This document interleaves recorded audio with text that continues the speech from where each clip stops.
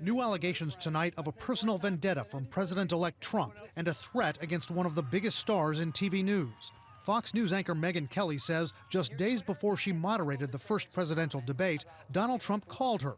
Kelly told Dr. Phil the candidate was not happy about one of her interviews. He called me up and threatened me and made very clear to me that he was extremely displeased. He started screaming at me. He hung up the phone. Trump was angry over Kelly's interview with an author who had discussed court testimony from Trump's first wife that Trump had raped her.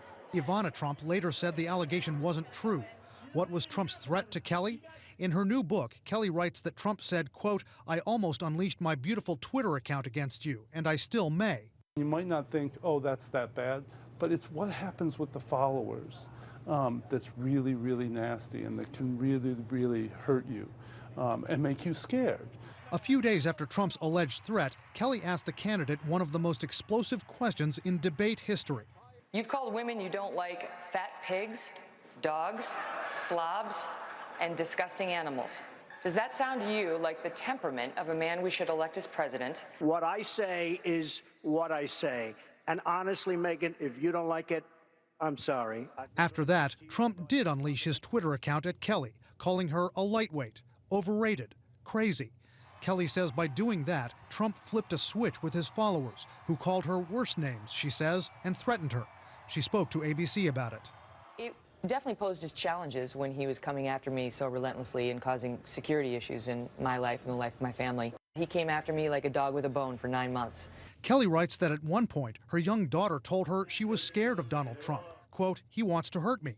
I think the questions about Donald Trump's temperament were the biggest single headwind that he faced in the election. And what the exit poll told us is that those concerns, those fears, those anxieties remained remarkably widespread, even among many people who voted for him. Kelly says when she met Trump at his Manhattan home earlier this year, they got past their feud. He has a magnanimous piece of him. He has a charming piece to him as well. In the book, Kelly also has strong allegations against her former boss, Roger Ailes. She says the then Fox News chairman sexually harassed her repeatedly, starting in 2005.